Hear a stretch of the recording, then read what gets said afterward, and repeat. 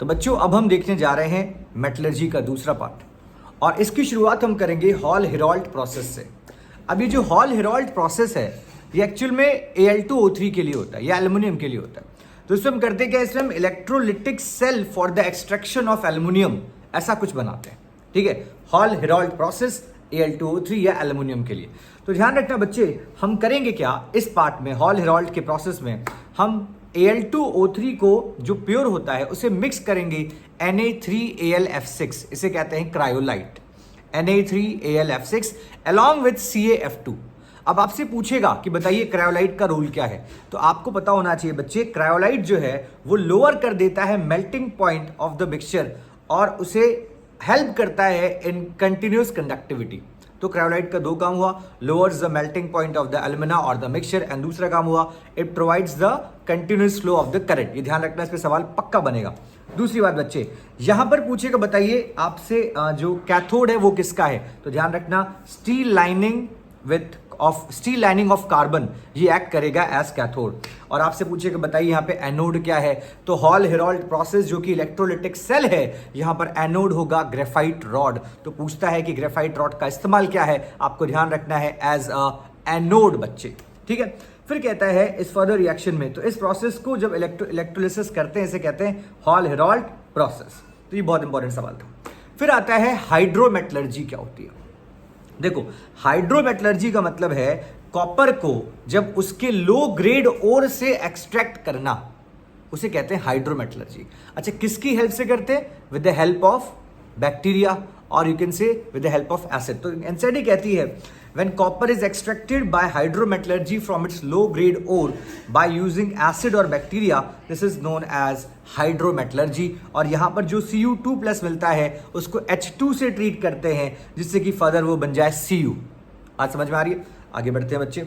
फिर आगे आता है आपका, हाँ, साइनाइड प्रोसेस में पूछता है, साइनाइड प्रोसेस में जिंक का रोल क्या है। तो मैंने आपको बताया था कि साइनाइड प्रोसेस किसके लिए था, याद करो, for the leaching of gold silver. तो जिंक कैसे बिहेव करेगा, एज अ रिड्यूसिंग एजेंट, यहां पे किताब में लिखा हुआ है। अब इस चैप्टर का सबसे अहम हिस्सा है वो है बच्चे रिफाइनिंग। रिफाइनिंग से सवाल बनेंगे ही बनेंगे। तो रिफाइनिंग देखो कहता क्या है, रिफाइनिंग के पहले तरीके समझ लो, एनसीईआरटी बुक में सेकंड लास्ट पेज पे दिया है इसके। पहला डिस्टिलेशन है, दूसरा लिक्वेशन है, तीसरा इलेक्ट्रोलिसिस है, चौथा जोन रिफाइनिंग है, पांचवा वेपर फेज रिफाइनिंग है और लास्ट में क्रोमैटोग्राफिक मेथड है। सबसे पहले बात करेंगे डिस्टिलेशन की। देखो, डिस्टिलेशन जो है वो किसके लिए होता है, for the refining of low boiling point metals. Low boiling point metals, the best example is zinc and mercury. तो अगर कोई पूछेगा कि जिंक और मरकरी को कैसे रिफाइन कर सकते हो, तो आप क्या बोलोगे बच्चों, डिस्टिलेशन। Next is liquation. क्या होता है लिक्वेशन, जो है ये होता है उन मेटल्स के लिए जिनका मेल्टिंग पॉइंट लो होता है। फॉर एग्जाम्पल जैसे आपके पास है लेड एंड टिन, तो लेड एंड टिन की रिफाइनिंग के लिए लिक्वेशन। इसमें क्या करते हैं, हम गर्म करके मेटल्स को एक स्लोपिंग सरफेस पे गिराते हैं, तो जिनका मेल्टिंग पॉइंट लो होता है वो जल्दी स्लोप कर जाते हैं। सिंपल सी बात। तो किसके लिए हो गया ये आपका tin and lead. Then we have you can say, इसके बाद आता है आपका vapour phase refining. Vapour phase refining जो है ये बड़ा सबसे इंपॉर्टेंट से वेपर फेज रिफाइनिंग है। तो वेपर फेज रिफाइनिंग में हम रिफाइनिंग करते हैं, एक तो निकल की, प्रोसेस का नाम है मॉन्ड, और दूसरा करते हैं जिरकोनियम और टाइटेनियम। तो जिरकोनियम और टाइटेनियम के प्रोसेस का नाम है वेन आर्कल मेथड।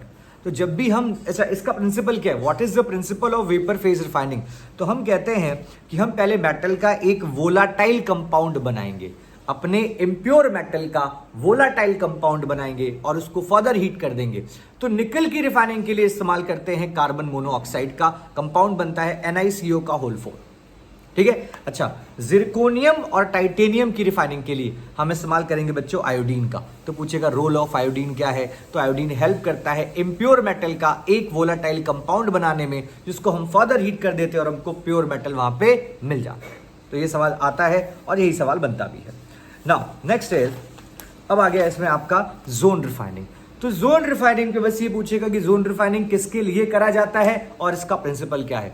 तो हम सबको आना चाहिए, जितने भी सेमीकंडक्टर्स किताब में लिखे हैं, यहाँ पे देखो, germanium, silicon, boron, gallium and indium, इन सब के रिफाइनिंग के लिए we can use zone refining.